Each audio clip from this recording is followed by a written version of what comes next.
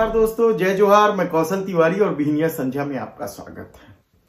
छत्तीसगढ़ में बदहाल होती कानून व्यवस्था और बेरोजगारी दर को लेकर जिस तरीके से विष्णुदेव साय सरकार कटघरे में है, उसे लेकर कांग्रेस ने न्याय यात्रा की शुरुआत की, जिसका समापन 2 अक्टूबर को होगा।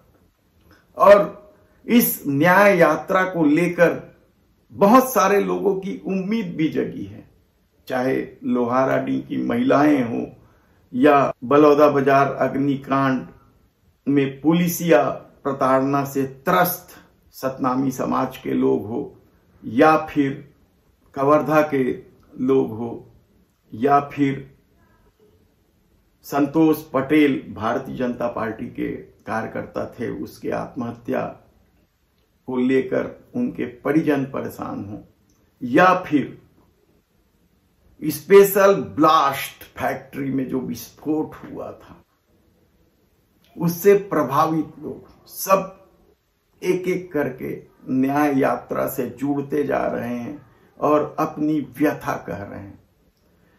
इस बीच कांग्रेस कई तरह के आयोजन कर रही है, जिसमें कल ही उसने जय स्तंभ चौक में नुक्कड़ नाटक खेलकर राज्य सरकार के करतूतों को उजागर करने की कोशिश की, तो दूसरी तरफ यात्रा में कांग्रेस के प्रभारी सचिन पायलट भी पहुंचे, भूपेश बघेल भी पहुंचे। सभी नेता एक एक करके पहुंच रहे हैं और कुछ किलोमीटर पैदल चल रहे हैं। यात्रा लगातार जारी है और ऐसे में नेता प्रतिपक्ष चरणदास महंत ने जिस तरीके से इस डबल इंजन की सरकार पर प्रहार किया, वह हैरान कर देने वाला इसलिए है क्योंकि चरणदास महंत के तेवर ऐसे कभी नहीं रहे।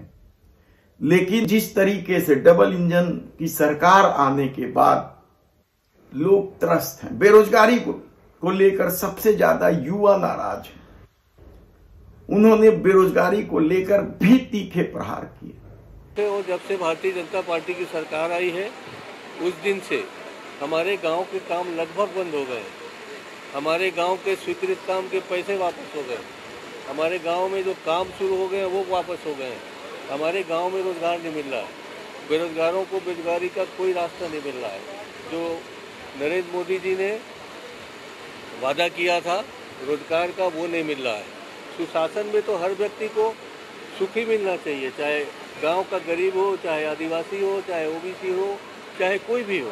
सुशासन में नौकरी करने वालों का, धंधा करने वालों का, काम करने वालों का, व्यापार करने वालों का, सबका सुख मिलता है। यहाँ तो किसी को सुख नहीं मिल रहा है। एक भी आदमी बता दीजिए जिसको सुख मिल रहा होगा। इसके अलावा उन्होंने कानून व्यवस्था पर भी जोरदार हमले किए हैं। साय जी की सरकार, जिसको संवेदनशील सरकार कह रहे हैं, पूरी तरीके से असंवेदनशील है।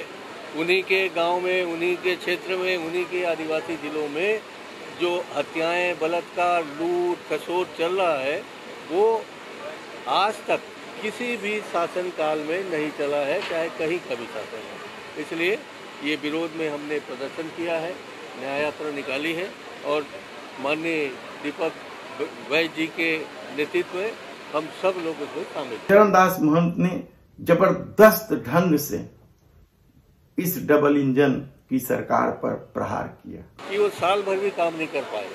आप देख रहे हो 4-4 मंत्रियों के ओएसडी के ट्रांसफर हो रहे हैं। बिलासपुर का आयुक्त का ट्रांसफर 2 घंटे में बदल जाता है। किसी भी प्रकार का लेन देन जो चल रहा है, अभी आज हम उसको अभी बुराई नहीं करना चाहते, मगर खुली छूट अपने अधिकारियों को, अपने ओएसडी को, अपने तहसीलदार के माध्यम से जो वसूली हो रही है, वो एक आंखें बंद नहीं कर सकते हम लोग अत्यंत दुखी हैं और उस दुख को आपके माध्यम से व्यक्त करना चाहते हैं। हम लोग सामाजिक सौहार्द के लिए निकले हैं।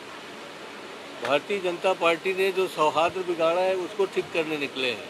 तो हमारे बीच कटुता का कोई प्रश्न नहीं है। हम सब एक हैं और पूरे समाज के सौहार्द के लिए, एकता के लिए, भाईचारा के लिए हम सब पैदल चल रहे हैं। ये हमारी गांधीवादी नीति है जिसका हमेशा कांग्रेस पालन करती है। देखना है कि इस न्याय यात्रा के बाद किस तरह की रणनीति बनाकर कांग्रेस काम करेगी। धन्यवाद।